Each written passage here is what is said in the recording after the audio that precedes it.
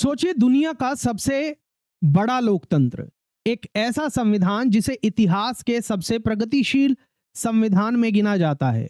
लेकिन अगर मैं आपसे कहूं कि संविधान सभा में कुछ निडर महिलाओं के बिना आज का भारत शायद उतना समानता वाला देश नहीं होता जितना आज की तारीख के अंदर हम हैं।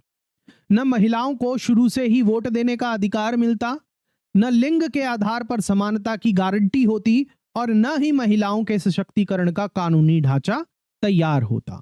हां, जैसे स्वतंत्रता संग्राम में रानी लक्ष्मीबाई की तरह महिलाएं सड़क पर लड़ी थी, वैसे ही संविधान बनाने में भी संवैधानिक युद्ध लड़ा गया।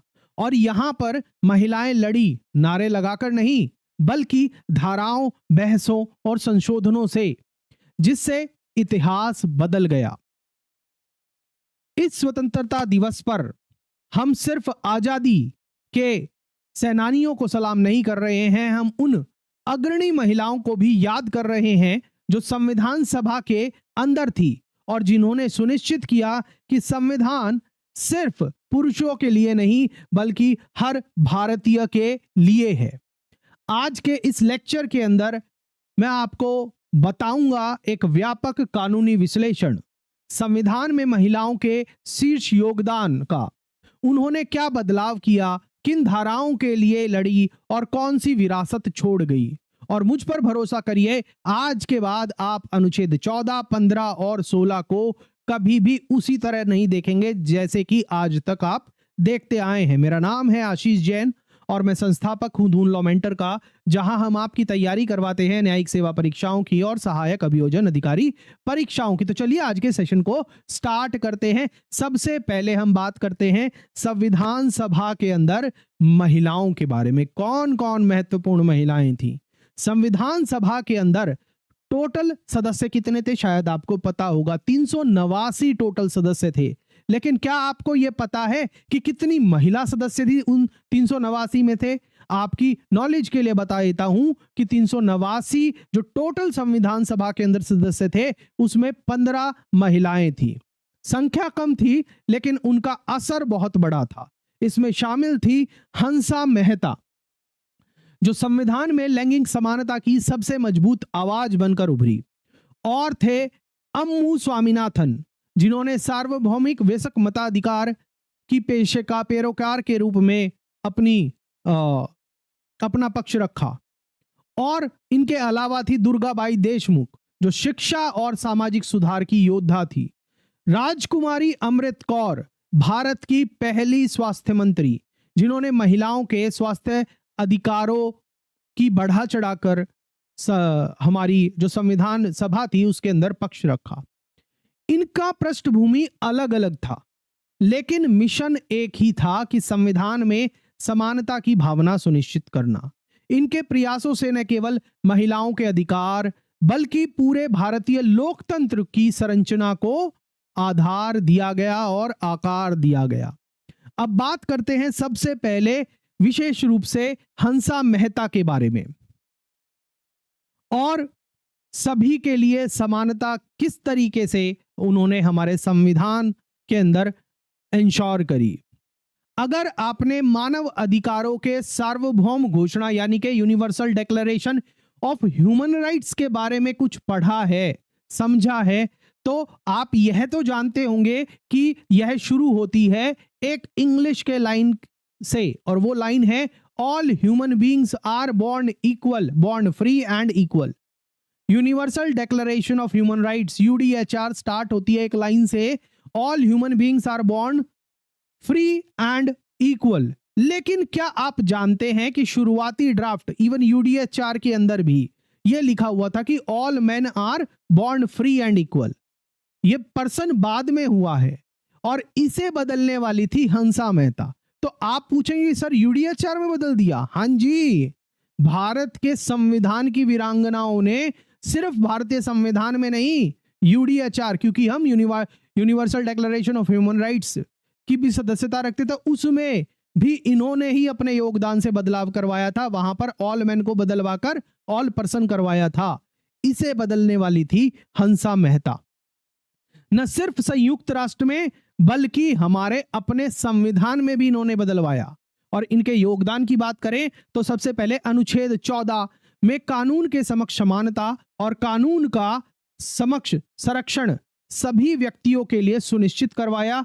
दूसरा, अनुच्छेद 15 में लिंग के आधार पर भेदभाव को स्पष्ट रूप से प्रतिबंधित करवाया और पूरे संविधान में जेंडर न्यूट्रल भाषा के लिए दबाव बनाया। इनके कार्यों का, इनके वक्तव्यों का, इनके योगदान का क्या प्रभाव रहा आज के हमारे ऊपर? भारत में लैंगिक समानता की संवैधानिक नींव रखी गई, पहला सबसे बड़ा योगदान। दूसरा, आगे चलकर हिंदू उत्तराधिकार संशोधन अधिनियम जो 2005 है, इन्हीं के शायद क्रियाकलाप और इन्हीं के योगदान की वजह से ये सारी चीजें हो पाई हैं। और अब किसकी बात हो रही है? यूनिफॉर्म सिविल कोड की भी बात हो रही है। अगर वो आ जाएगा तो पूरे देश की महिलाओं को, पूरे देश की बेटियों को पिता की संपत्ति के अंदर समान अधिकार मिलेंगे, चाहे वो किसी भी धर्म के हों, चाहे किसी भी संप्रदाय के हों। भारत के समानता प्रावधानों को अंतरराष्ट्रीय मानवाधिकार मानकों के अनुरूप भी बनाया हंसा मेहता जी ने। अगर उनका योगदान न होता तो संभव था कि संविधान में शुरुआत से ही लैंगिक भेदभाव स्थायी रूप से दर्ज हो जाता। चलिए अब बात करते हैं अम्मू स्वामीनाथन की और सार्वभौमिक वयस्क मताधिकार की। 1947 में कई देशों में महिलाओं को वोट देने का अधिकार नहीं था। अमेरिका और ब्रिटेन जैसे उन्नत लोकतंत्रों में भी महिलाओं को यह अधिकार पाने में दशकों लग गए थे, लेकिन अम्मू स्वामीनाथन ने संविधान सभा में स्पष्ट रूप से कह दिया था कि भारत की शुरुआत ऐसे लोकतंत्र के रूप में होगी जहां हर वयस्क, चाहे वह किसी भी लिंग, जाति या फिर आर्थिक स्थिति का हो, वोट दे सकेगा। उनके योगदान की बात करें तो उनका जो सबसे पहला महत्वपूर्ण योगदान तो यही है कि अनुच्छेद 326 में जहां पर सार्वभौमिक वयस्क मताधिकार दिया हुआ है, मतलब आपका राइट टू वोट दिया हुआ है, उसके प्रावधान का समर्थन किया। दूसरा, संपत्ति या फिर शिक्षा के आधार पर वोट देने पर किसी भी प्रतिबंध का उन्होंने विरोध किया।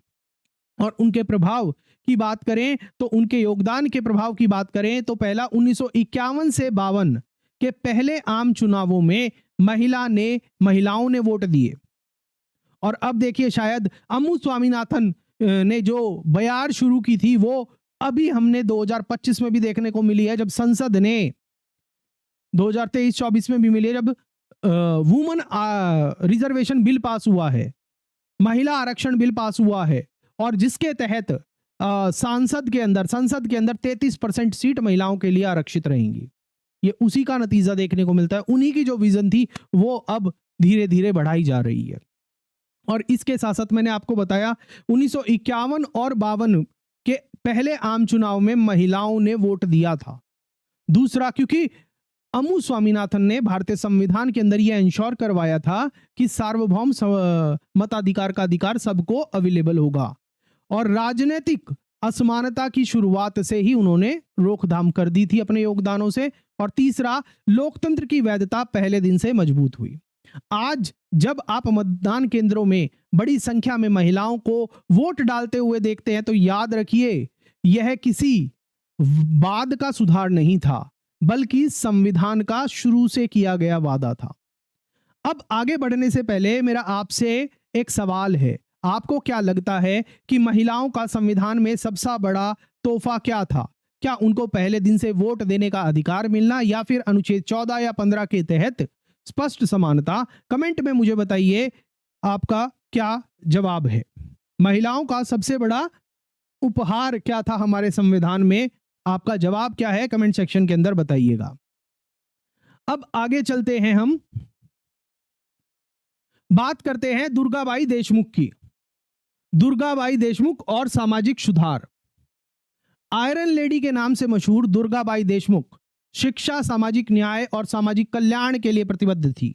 उनके योगदान की बात करें तो पहला, बच्चों के लिए निशुल्क और अनिवार्य शिक्षा, यानी कि अनुच्छेद 45, और जिसको बाद में हमने अपने फंडामेंटल राइट के रूप में भी 2002 में हम लेके आए, अनुच्छेद 21 का समर्थन किया और महिलाओं और बाल कल्याण के लिए नीतियों में प्रावधान जुड़वाए।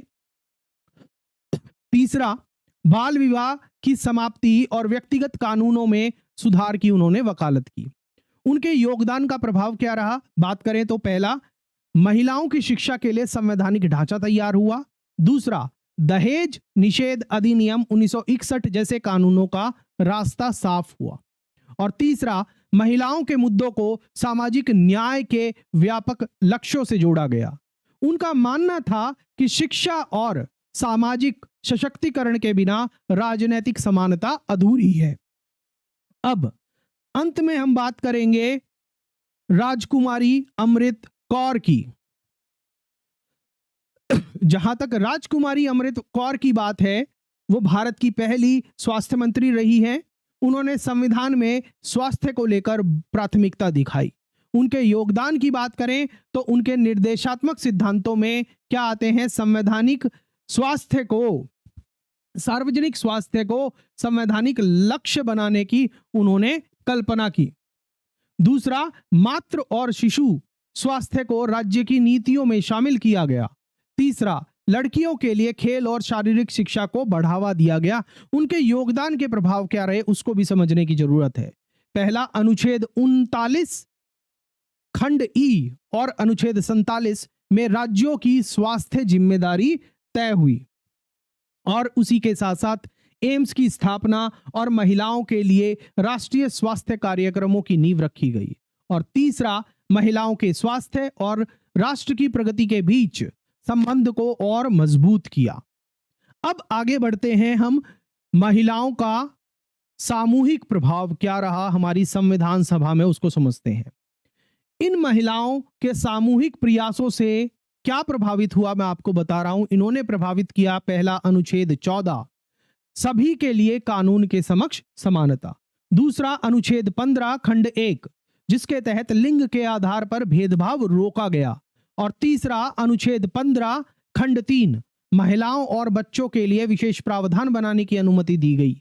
और इसके साथ साथ अनुच्छेद 16 जहां पर रोजगार के समान अवसर देने की बात कही गई है। और उसके साथ साथ नीति निर्देशक तत्व और या फिर सिद्धांत जहां पर शिक्षा, स्वास्थ्य और सामाजिक सुधार पर ध्यान देने की बात की गई है। इनके योगदान ने सुनिश्चित किया कि महिलाओं के अधिकार बाद में जोड़े गए सुधार नहीं हैं बल्कि मूल संविधान का हिस्सा ही हैं। अब मेरा एक बात पर लीगल एनालिसिस करते हुए ये कहना है कि कानूनी दृष्टिकोण से इनके योगदान हमें 3 बातें सिखाते हैं। क्या बातें सिखाते हैं?